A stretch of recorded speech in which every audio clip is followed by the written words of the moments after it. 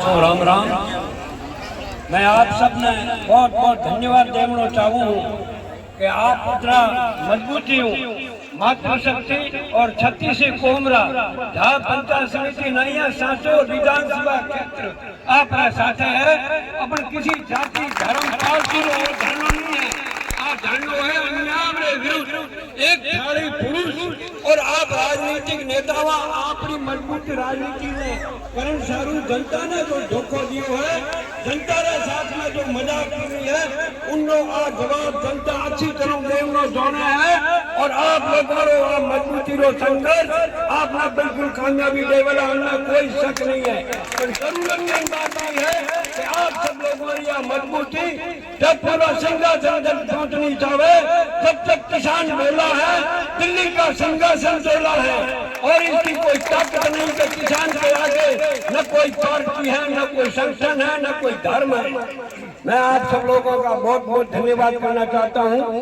मैं आपसे एक निवेदन करना चाहता हूं कि लोकतंत्र के अंदर अपना यहाँ पंचायती राज की व्यवस्था स्थापित हुई 2 अक्टूबर 1959 को। पहले राज व्यवस्था अलग थी, राजशाही थी, जागीरदारी पड़ता थी। 47 में अपने देश के अंदर लोकतंत्र आया। अब लोकतंत्र आया, दिल्ली में अलग हुकूमत, बड़ी पंचायत, फिर जयपुर में पंचायत और गांवों का विकास करने के लिए गांव में पंचायत नाम की इकाई हुई, जो इस प्रशासनिक तंत्र की सबसे छोटी इकाई है, ताकि गांवों में किसी प्रकार का आपसी वाद विवाद कोई विकास तो पंचायत के माध्यम से हो।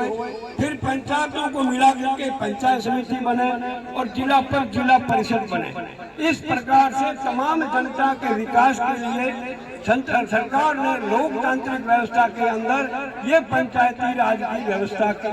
हम सब उसके भागीदार हैं, थे और रहेंगे। जो भी शासन करेगा इस पंचायती व्यवस्था को मजबूत करना पड़ेगा। इसके तहत हमारा काम चल रहा था। पहले सांसों एक पंचायत समिति थी, विकास काम देखते हुए जनसंख्या बढ़ी, जनताओं की अपेक्षाएं बढ़ी, जनताओं को सुविधा देना लोकतंत्र का कार्य है। लोकतांत्रिक किसी भी शासन व्यवस्था का ये कर्तव्य है कि वो जनता की भलाई के लिए काम करे, जनता के कल्याण के लिए काम करे।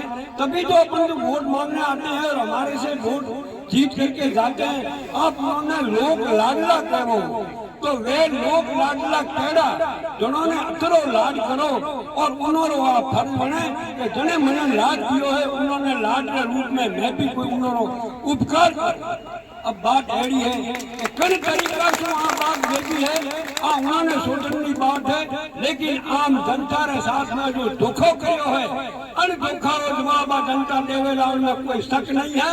हिंदुस्तान की जनता को सिखाने की जरूरत नहीं है।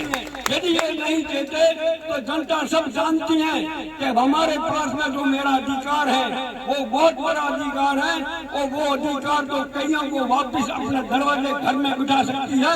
वो इस जनता के पास में शक्ति है, वो किसी को बताने की जरूरत नहीं है। लोक समिति बनी, सांसद बनी, चितलवाना बना, ठीक है। कई पंचायतों टूट कर गई, उनका विभाजन हुआ, 1 से 2 बन के पंचायत बनी होनी चाहिए, जिसे जनता का विकास हो। सब प्रकार के जो सरकारी कार्य है वो जनता तक पहुँचे, ये बिल्कुल सही बात है। और किसी भी लोकतांत्रिक सरकार का ये कर्तव्य है कि जो भी कार्य करे वो जनता की सेवा के लिए करे और करना चाहिए, ठीक है।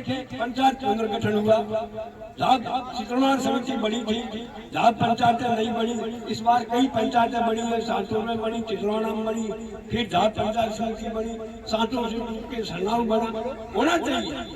अब सब इन लोगों ने पूरा देख समझ के जनता की भावना को देख करके, और भावना भी देखनी है और कुछ क्षेत्र भी देखना है कि जहाँ एक ऐसा कस्बा पड़ता है जिसके चारों तरफ व्यापारिक केंद्र गांव है। आज समिति बनानी पड़ेगी।